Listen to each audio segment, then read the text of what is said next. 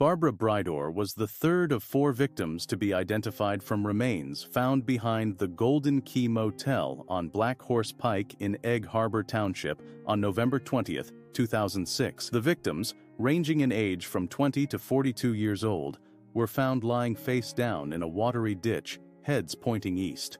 All of the victims, found in various stages of decomposition, were fully clothed, but barefoot. Investigators believe that Barbara was murdered in the time before Tracy Roberts and Kim Raffo, and after Molly Dilts, while it is believed that Barbara was the second victim of the 4 to die. Investigators were unable to determine an exact cause of death due to the state of her remains. Authorities were also unable to determine a cause of death for Molly Dilts, who had been in the ditch for up to 6 weeks.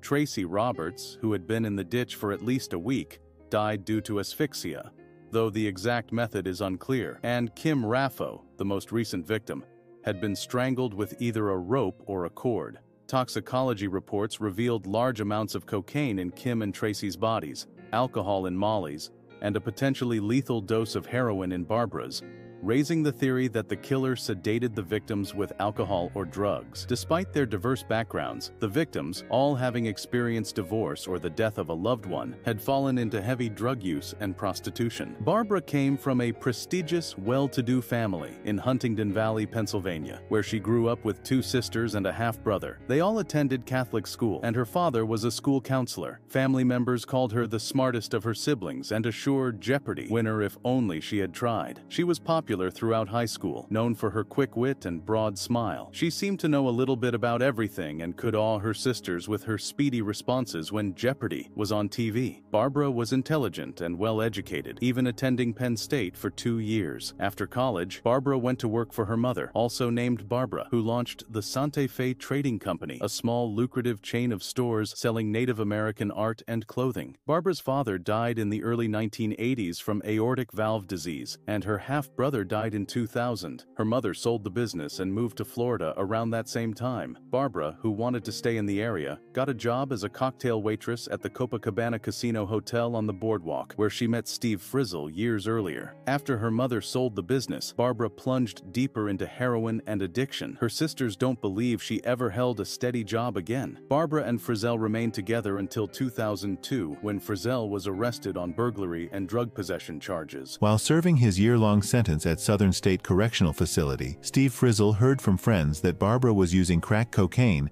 and working as a prostitute in Atlantic City. Barbara was arrested and convicted for soliciting a police officer in Atlantic City on 2 different occasions, serving at least 30 days in jail. At the time of her murder, Barbara was staying with her friend Lori and Lori's dad, Richard Adams, in a duplex on North Lafayette Avenue in Ventnor, New Jersey, where she did chores in exchange for free room and board. Barbara, who was last seen leaving the N Lafayette duplex on October 17, 2006, was not heard from again until her body was discovered behind the Golden Key Motel on November 20, 2006. 2 women walking along the dirt access road behind the Golden Key Motel discovered the remains of a woman at around 3 p.m. on November 20. Upon arrival, authorities discovered 3 more bodies, all of whom were identified over the next week. Authorities scoured the marshes behind the motel, but ultimately came up empty-handed. A man named Terry Olson did emerge as a person of interest during this time, however. He was a guest at the Golden Key Motel during the times of the murders, and he even told investigators about a pair of construction boots he found on the motel's roof. He believes his ex-girlfriend reported him to authorities in an attempt to get back at him for kicking her out. Olson has provided hair and DNA